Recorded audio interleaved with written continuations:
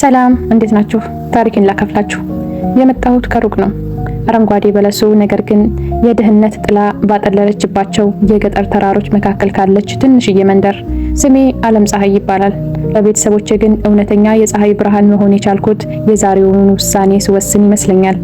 ወላጆቼ በቅንነትና በታማኝነት የሚኖሩ ነገር ግን የዕለት ጉርሳቸውን እንኳን ለማግኘት ሌት ከቀን የሚደክሙ ምስኪን ገበሬዎች ናቸው።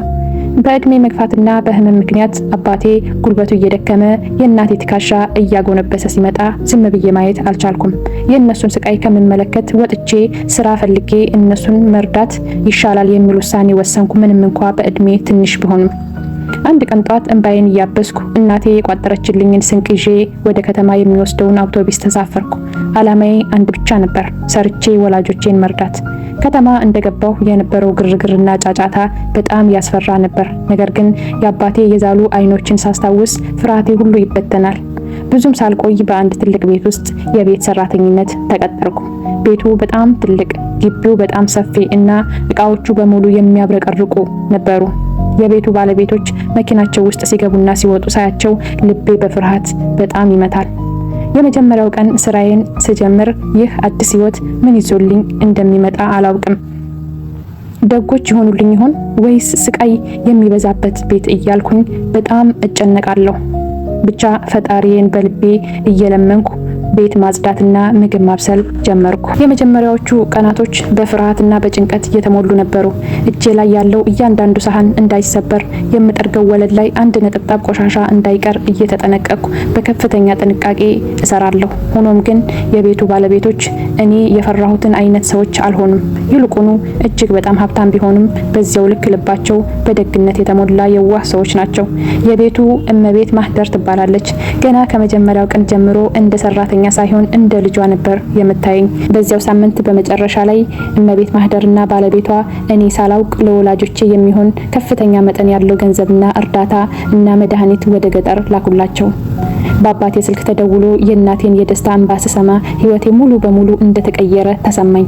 ይህ ደግ ቤተሰብ ህይወቴን ወደ አዲስ ምዕራፍ ሊቀይረው መንገድ እንደጀመረ ማን ያውቃል? ፈጣሪ ብቻ ነበር የሚያውቀው። በየቀኑ የማሳየው ታማኝነት፣ ቅንነትና ታጋሽነት በቤተሰቡ ዘንድ ያለኝን ተወዳጅነት ቀን ወደ ቀን እየጨመረው መጣ። ለአንድም ቀን ስራ አሽቆልቁዬ አላውቅም። የቤቱን እቃዎች እንደ ራሴ ንብረት በጥንቃቄ እይዛለሁ። እመቤት ማህደርና ባለቤቷ እኔን እንደ ሰራተኛ ሳይሆን ሙሉ በሙሉ እንደ ቤተሰብ አባል አድርገው ይመለከቱ ጀመር። ታማኝነቴና ስራዬ ያለኝን ትጋት ሲመለከቱ ህይወቴ ይበልጥ ሊለወጥልኝ የሚችልበትን መንገድ አመቻቹልኝ። አንድ ቀን ምሽት እመቤት ማህደር ጠራችኝና በፈገግታ እያየችኝ እንዲህ አለችኝ። ዓለም ፀሐይ፣ አንቺ በጣም ጎበዝና ታማኝ ልጅ ነሽ። እኛ ቤት ውስጥ በመስራትሽ በጣም እድለኛ ነሽ። ነገር ግን እድሜሽ ለትምህርት ስለደረሰ ህይወትሽ በቤት ሰራተኝነት ብቻ እንዲቀር አንፈልግም። ስለዚህ በትርፍ ሰዓትሽ የምትማሪበትን የትምህርት ቤት እናመቻችልሻለን አሉኝ። ወዲያው ሳይቆይም ትምህርት ቤት አስገቡኝ። በገጠር እያለሁ ድህነት ያቋረጠብኝን የትምህርት ህልሜን በከተማ ሳገኘው ተአምር የተፈጠረልኝ ያህል ተሰማኝ። ከዛ ቀን ጀምሮ አዲስ ህይወት ምዕራፍ ተጀመረ። ጧት የቤቱን ስራ በታማኝነትና በፍጥነት አጠናቅቃለሁ። ከሰዓት በኋላ ደግሞ ደብተሬን ይዤ ወደ ትምህርት ቤት እገሰግሳለሁ። ትምህርት ቤት ውስጥ የምታገለው ለራሴ ብቻ አልነበረም፣ ለወላጆቼና እድል ለሰጡኝ ደግ ቤተሰቦች ጭምር ነበር። በክፍል ውስጥ በጣም ጎበዝና ውጤታማ ተማሪ ለመሆን ሌት ከቀን አጠና ነበር። እነሱ ለኔ ያሳዩኝን መልካምነት እኔ በከፍተኛ ውጤትና በታማኝነት እመልስላቸው ጀመር። ይህ ትጋቴና ወደፊት ከማልመው በላይ ትልቅ በር ሊከፍትልኝ እንደሚችል ፈጣሪ ለትጋቴ ለታማኝነቴና ለትምህርት ያለኝን ጉጉት የተመለከቱት ደጎቹ አሰሪዎቼ አንድ ቀን ማንም ሊገምተው የማይችለውን ትልቅ ሰርፕራይዝ አዘጋጁልኝ። ዓለም ፀሐይ፣ ዘንድሮ ክረምት ላይ ወደ ገጠር ሄደን ወላጆችሽን መተዋወቅ እንፈልጋለን አሉኝ። ያኔ ልቤ በደስታ ፍልቅልቅ አለ።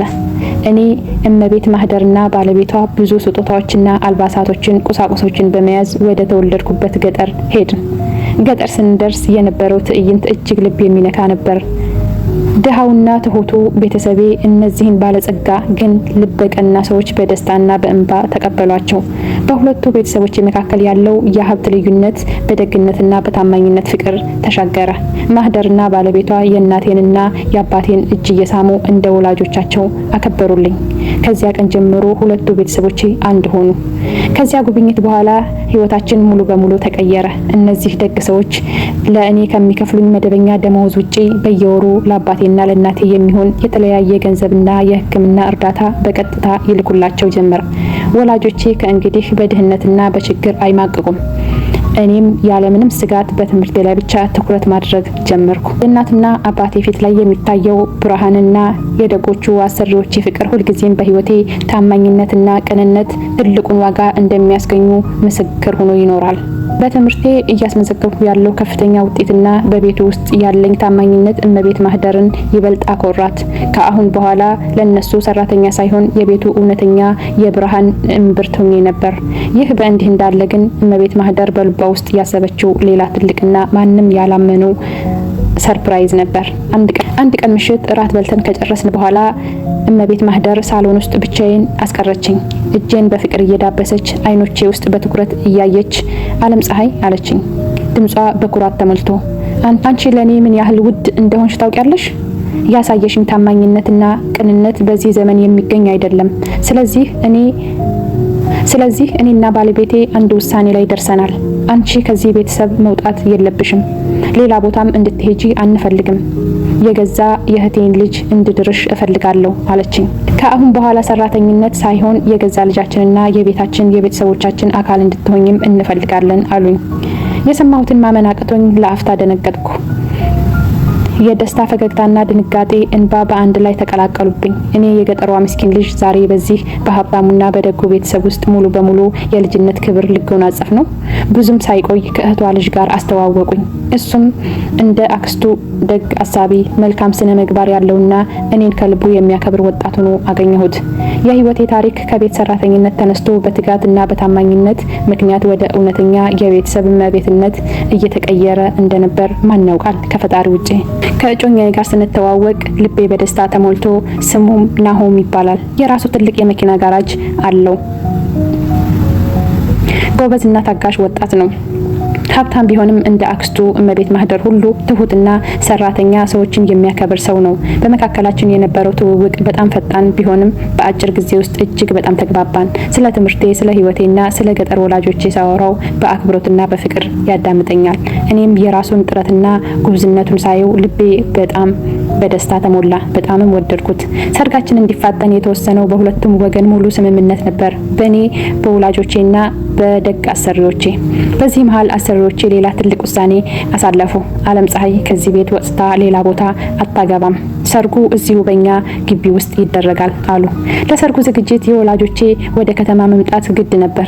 እናቴና አባቴ ከክፍለ ሀገር ተጉዘው አዲስ አበባ ሲገቡ አሰሪዎቼ እጅግ በክብር ተቀብለው በቤታቸው አስተናገዷቸው። ወላጆቼ በደስታ ብዛት እንባቸውን መግታት አልቻሉም።